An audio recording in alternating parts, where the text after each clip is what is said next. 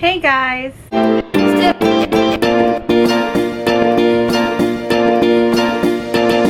So I recently went to Disney World, and as usual when I go to Disney World I like to pack things like my F-bombs, some nuts, some jerky, stuff that travels well that I can keep on me so that most of my meals are actually just snacks that I've brought that I know are safe.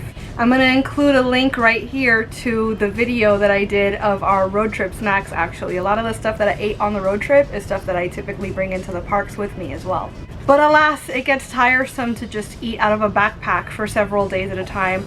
So I thought I'd make a video this last trip where I show you guys what I eat at the parks to kind of give you guys an idea of how you can stick to a dairy-free keto lifestyle specifically while you're at Disney. If you're not dairy-free, then you have even more options because you can add cheese to things, which adds protein and fat. And not only does that help to keep you full, but it also means that there's a wider range of things that you can order from any given menu, because some things have cheese mixed in or have dairy mixed in somehow. And while those are a no-go for me, they might be an option for you. So this video is specifically about dairy-free keto eating at Disney World, but obviously anything that I talk about in this video you can have on a regular keto lifestyle as well. And I'm pretty sure that I included some notes here on just keto stuff in general. So first off, being keto at Epcot.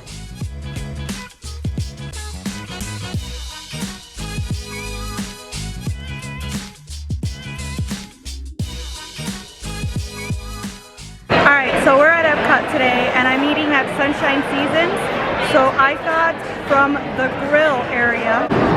It's a grilled chicken and I got a double side of green beans. It comes with two sides, but like I said, I got double green beans. And I asked the chef, in case you're dairy free like I am, there's no butter in the green beans. It's an olive oil blend, salt, pepper, and garlic.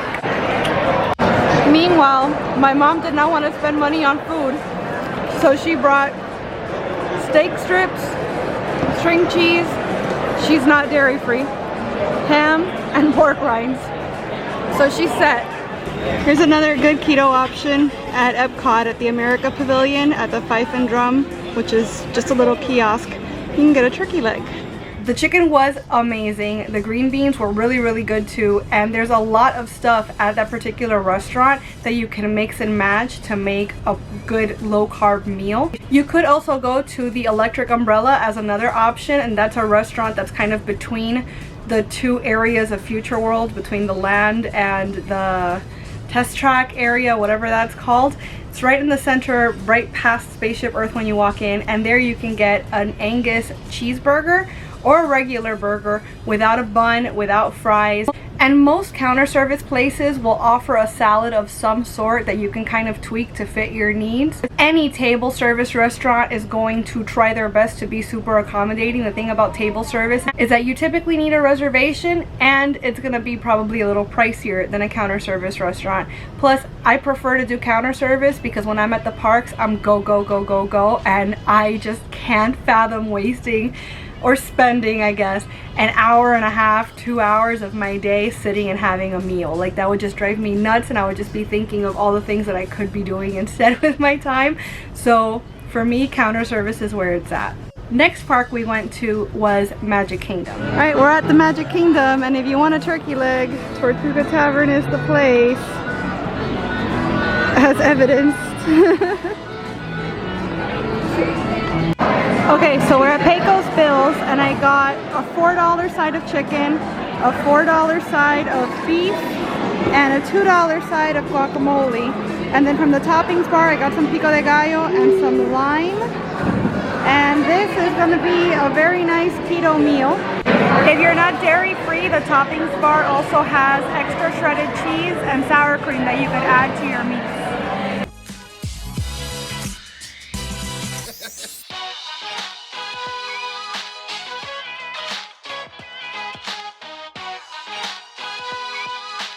So besides Pecos Bills and of course the turkey legs at Tortuga Tavern, you could also go to Cosmic Rays, and I think it's after 4 p.m. is the only caveat, but they have a half roasted chicken that you could also get with green beans. So pretty much kind of like what I ate at Epcot. They have that there. That's really good. You could also get burgers there, of course. Columbia Harbor House, which is across the way from Haunted Mansion, they have a salmon that you could get with broccoli. I've had that there before and that's really good. There's also a shrimp salad. I've never had the shrimp salad because I'm allergic to shrimp, so that would kind of be disastrous.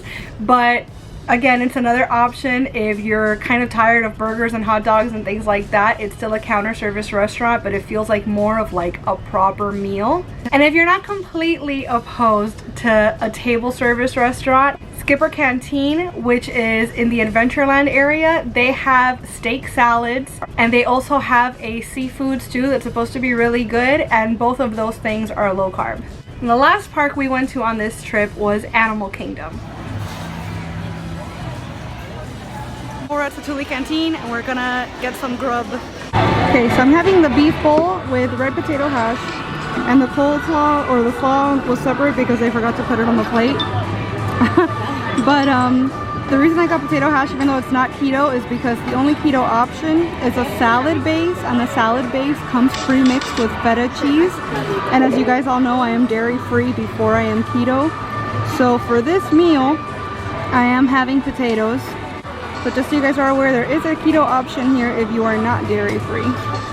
I love Satu'li Canteen and I make it a point to eat there every single time I go. Now for me personally, because I'm dairy free, the potato hash was a better idea even though it is not low carb, because the salad base has feta cheese mixed into it and there wouldn't have been a way to separate it. You can ask for the quinoa separately, so that's not a problem. But again, if you're just regular keto, feta shouldn't be an issue. For me, it is, so I prefer to opt for the potato hash and know that I'm safe. You could also go to Harambe Village and they have that like bazaar looking place with a few different, not really kiosks, it's just a building but with a bunch of windows built into it, and each one sells its own separate things. There's ribs, there's kebabs, there's skewers and things.